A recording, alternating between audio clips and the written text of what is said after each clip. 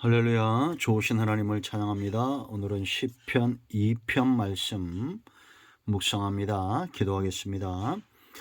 영광과 감사를 우리 하나님께 올려드립니다. 온 마음으로 하나님을 사랑합니다. 주의 이름을 의지하고 주의 보혈을 의지합니다. 우리의 눈과 마음을 열어주시고 시편의 말씀들을 깨닫게 하옵소서. 사모하는 마음으로 하나님께 나아가길 원합니다. 하나님 말씀에 깊은 은혜가 우리에게 응답으로 주어지기를 원합니다. 하나님을 영화롭게 하고 땅을 복되게 하는 일에 주의 백성들이 쓰임받게 하옵소서. 종을 낮추시고 겸손하게 하시고 오직 말씀의 도구만 되기를 원합니다. 예수님의 이름으로 사모하며 기도합니다. 아멘. 자, 1절 말씀부터 몇 절 보겠습니다. 어찌하여 이방 나라들이 분노하며 민족들이 헛된 일을 꾸미는가. 세상의 군왕들이 나서며 관원들이 서로 꾀하여 여호와와 그의 기름 부음 받은 자를 대적하며 우리가 그들의 맨 것을 끊고 그의 결박을 벗어버리자 하는도다. 하늘에 계신 이가 웃으시며 주께서 그들을 비웃으시리로다.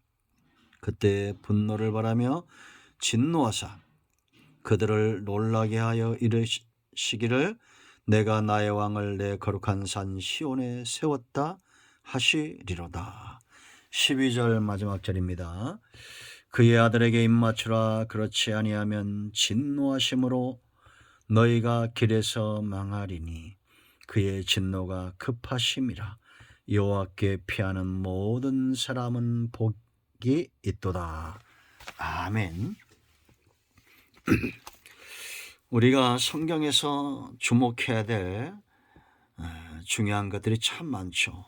그 가운데 하나가 바로 예수님 메시아에 대한 예언시와 같습니다. 왜냐하면 오늘 2장에서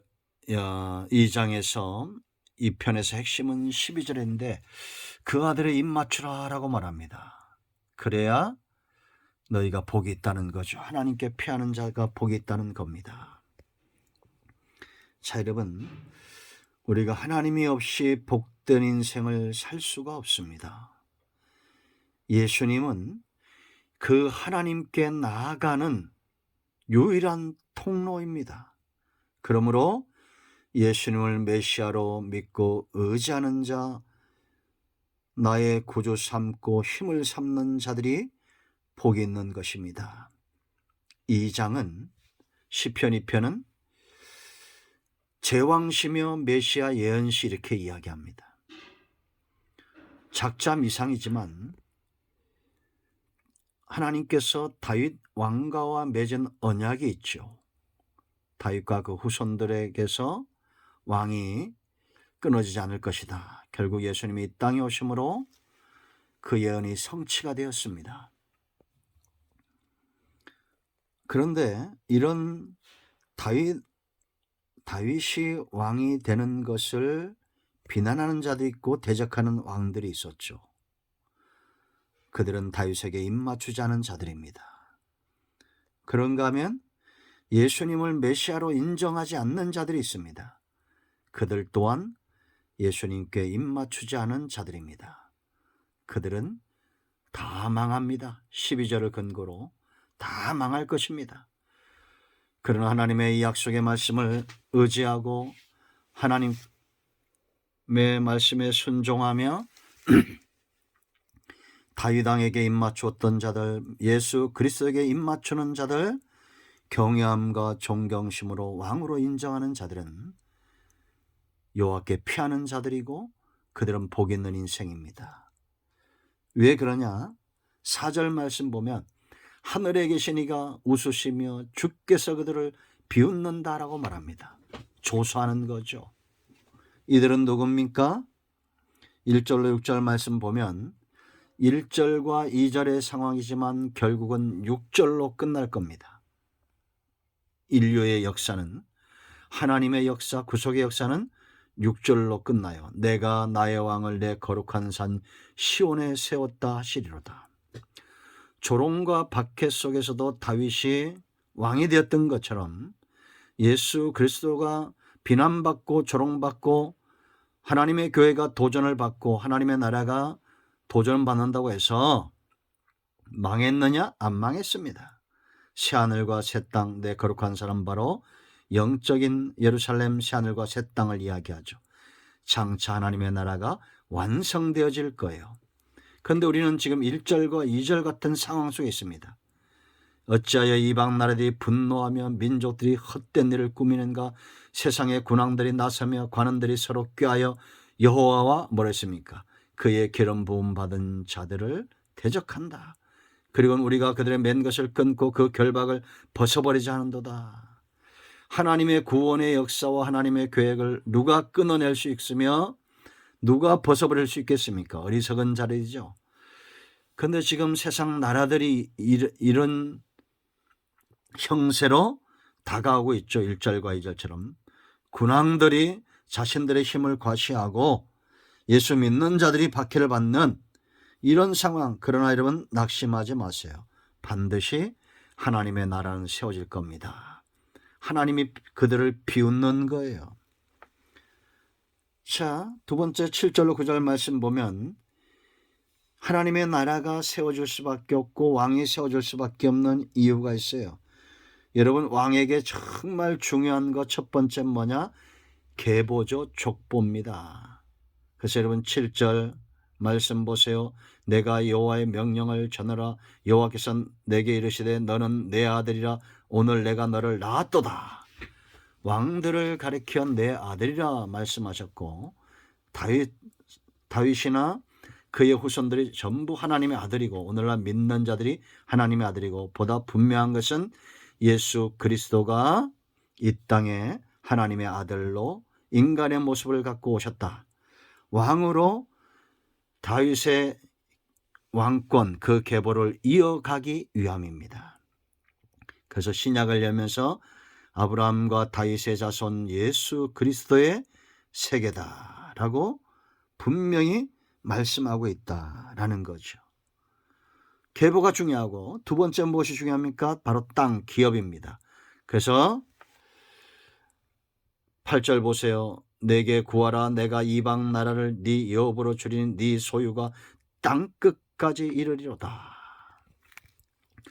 온 땅을 정복한 세상의 군왕은 없습니다. 징기스칸도 그 어떤 사람도 정복의 야욕은 있었지만 땅끝을 여업으로 얻지 못하죠. 그러나 온 우주와 열방과 나라는 예수 그리스도의 기업입니다. 하나님의 나라가 세워질 거예요. 세 번째 권세 힘입니다. 9절 보세요. 네가 철장으로 그들을 깨트리며 질그릇같이 부수리로다. 철장으로 질그릇을 깨지면 다 박살나죠. 그런 힘으로 다윗과 그의 왕들이 나라를 세웠고 장차 이미 예수님에 의해서 이 나라가 완성되어질 것을 이야기하고 있다라는 겁니다. 그러면 이제 우리는 어때야 됩니까? 입맞추는 것입니다.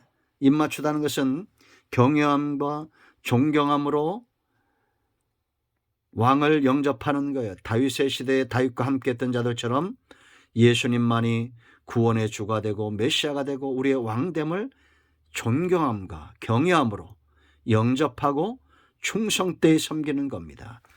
그래서 여러분 10절 보세요. 이것이 지혜입니다. 그런즉 군왕들아 너희는 지혜를 얻으며 세상에 관한 재판관들아 너희는 교훈을 받을지어다.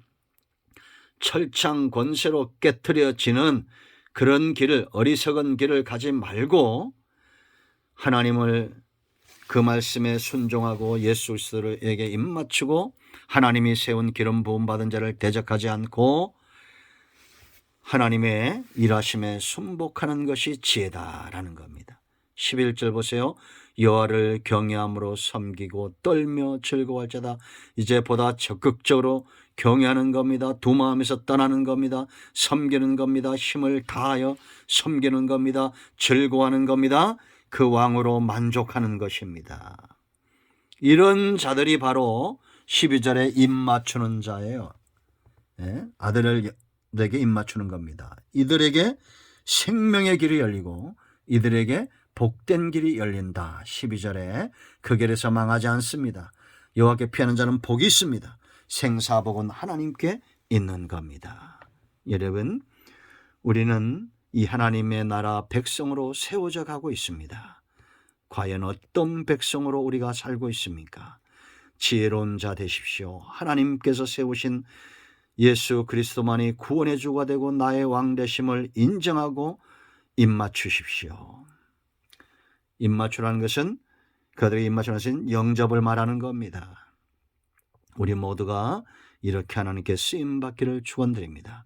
여러분의 가정은 구원이 임하였습니다. 복된 가정입니다. 하나님 나라를 유업으로 얻을 양자됨의 축복을 받은 가정입니다. 아멘. 할렐루야. 기도합니다. 예수 그리스도의 이름을 의지하여 기도합니다. 이 말씀대로 되게 하여 주시옵소서. 우리 가운데 마음이 상한 자, 병든 자 치유하시고 회복시켜 주시기를 원합니다. 예수님의 이름으로 사모하며 축복하며 취하며 기도합니다. 아멘. 할렐루야. 오늘도 응답이 임하였습니다. 여러분 모두 축복합니다. 아멘.